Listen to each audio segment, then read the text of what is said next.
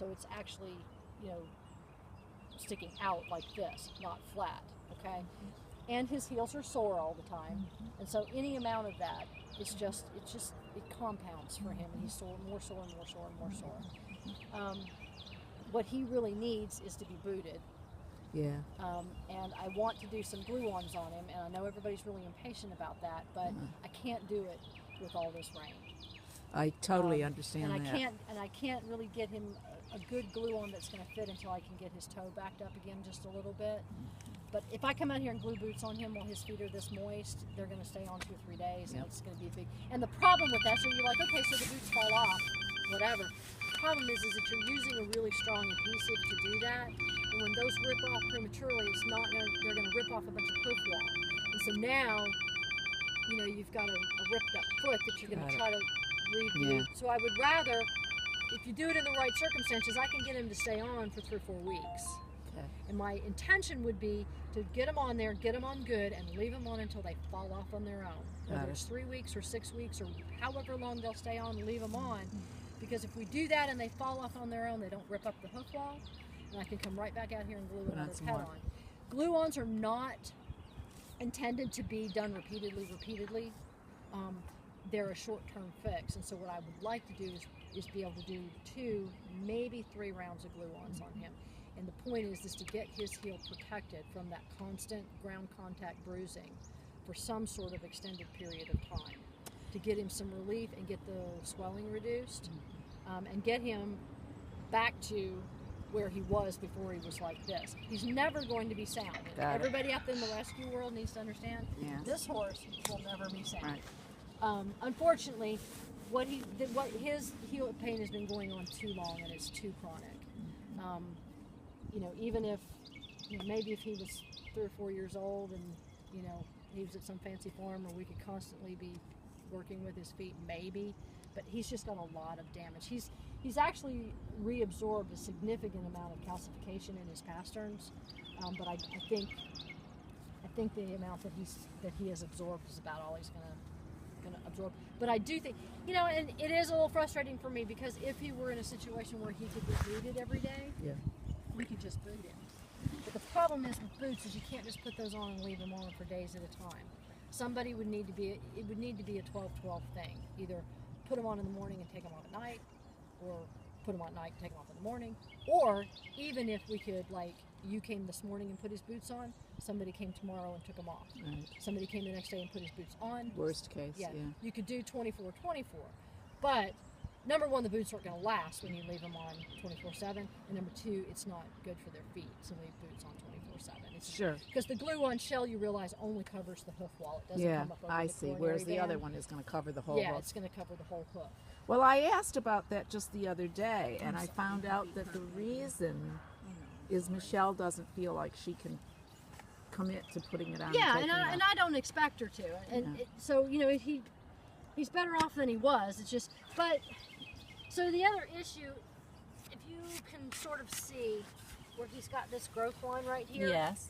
So if you see it's coming at an angle, and then it flares out to here, and then if this hadn't been trimmed off, this flared out again.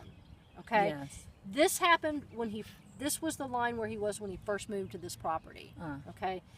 This right here is what has happened over the winter time. Got it. It's better than this, but we've had some abscesses in here, and it's still a little bit flared. What he's growing out here is much better, hoof wall, and I believe that he will again come up in the hoof capsule where I had him before. We just have to get him there. So really, all I can do for him right now is continue to trim him and take toe. The big thing for this horse is to continue to try to lower the toe. So he's standing like this. I want to continue to lower the toe so we can try to get him to stand like more this. on his toe. Yeah, we're basically trying to do reverse founder management. Well, we wondered, Mitch and I were standing here talking about it the other day, and we said, and Mitch just said to me, well, why can't they just cut his toes shorter? And I said, well, I'm going to show you why I can't. Yeah, I mean, I knew there had to be some reason. Yeah. That it wasn't well, just I can, but if you think he's lame now. Yeah. Then you're just going to, in other words, you're saying you cut him short, thinking you're going to change the direction or the angle, but you're still going to have... Come on, baby, you can do it. Come on, Simba, I know you can do it. Give me a try. Give me a try. There you go.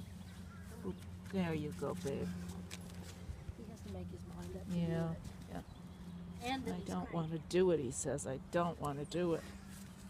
All right, let's do this. Let's try this now.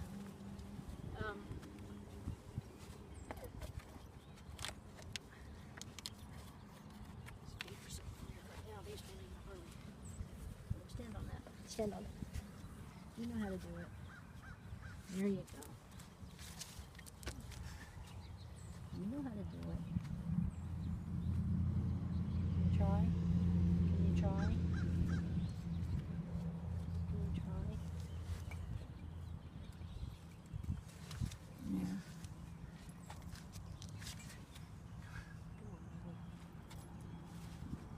Let me just see if I walk around in front and try and give him a carrot, if it'll distract him enough.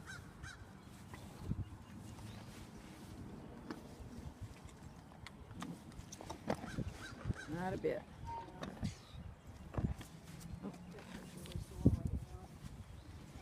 Kid, Come on, do kid. something else. Shh.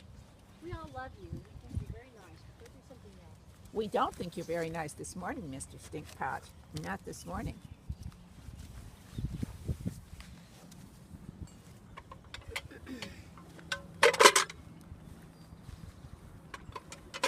Yeah, you can come stand back here if you want to. Have to kind of work fast. You can't stand on that other one either. See, all of this is left over from the abscess. But the hoof looks real healthy to me. And I look at that Ow, white. Simba. This frog doesn't look very nice, but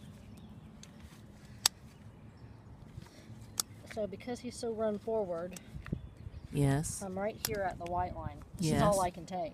I can't Oh. take anymore. And why is that now, Mel? Because I'm right here at the white line. Oh, okay. See, I mean, I don't know enough That's about like it. sticking a nail file up underneath your Got fingernail it, got it, got it. into the cuticle, into the nail bed rather, not the cuticle. Alright, give him a break. The white line is the lamina. Got it. That's the structure that glues the hoof wall to the inside of the foot.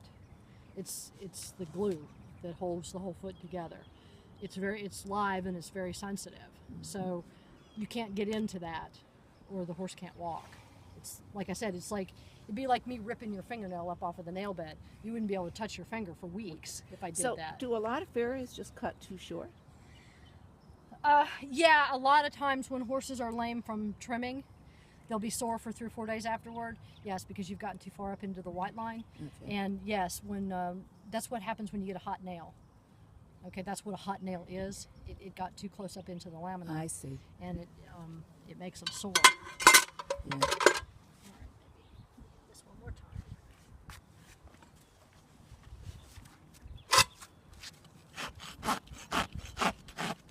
You don't even want that, huh? So right now, is that frog sore? No, his frog isn't sore. It isn't. No, it's the inside structure. It's that's just sore. inside. Okay. Yeah, not the frog. And he doesn't get any thrush. He has had thrush, but Yeah. no, not really. Yeah. He's not a big thrushy horse. Now he's not going to be this good about the left front.